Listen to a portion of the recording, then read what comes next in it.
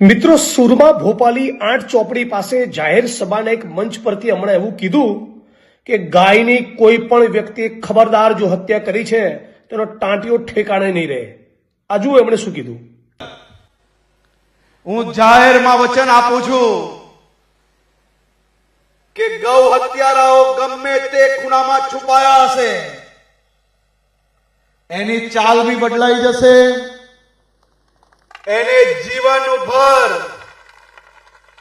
આ ગૌ માતાની આસ્થાનો અંદાજો આવશે.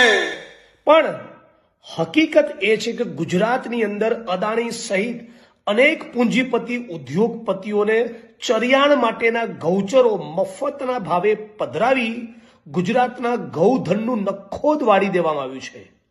મુદ્દા નંબર 2, આજ ભારતીય જનતા પાર્ટીની સરકાર વિશે ઇલેક્ટોરલ બોન્ડ્સના એટલે કે ચૂંટણીના ફંડના જ્યારે ખુલાસા થયા ત્યારે એ વસ્તુ રેકોર્ડ ઉપર આવી કે આ ભારતીય જનતા પાર્ટી જે ગાય માતા કી જયનો નારો તમારા અને મારાથી પણ વધારે બોલાવે છે, આ જ ભારતીય જનતા પાર્ટીની સરકારે ગાયના માંસનો વેપાર કરનારી બીફ એટલે કે ગૌમાંસને એક્સપોર્ટ કરનારી કંપની જોડેથી ચૂંટણીમાં કરોડોનું ફંડ મેળવ્યું છે.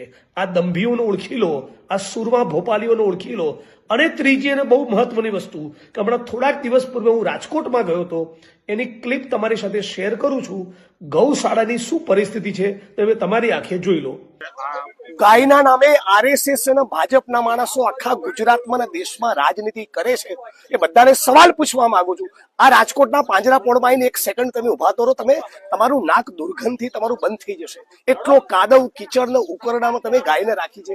ગાય માતા કરીને પોલિટિક્સ કરવું છે અને બીજી બાજુ ચૂંટણીમાં ગાયના માંસનો વેપાર કરનારી કંપની જોડેથી ફંડ લેવું છે. અને આ બધી ગાયો લંપી રોગનો ભોગ બનેલી છે. આજથી થોડાક વર્ષો પૂર્વે રાજકોટ શહેરમાં 1.5 લાખ જેટલી ગાયો હતી અને અત્યારે 15,000 ગાયો નથી બચી. આ ભારતીય જનતા પાર્ટીના પાપ અને ભ્રષ્ટાચારના કારણે.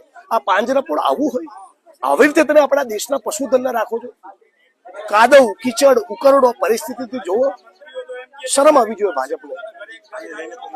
મુદ્દે આ સુરમા ભોપાલી અને ભારતીય જનતા પાર્ટીના માણસોને ગાયના નામે જે રાજનીતિ કરે છે અને ગુજરાત અને દેશની જનતાને જે ગેરમાર્ગે દોરે છે એને બરાબર ઓળખવાની જરૂર છે.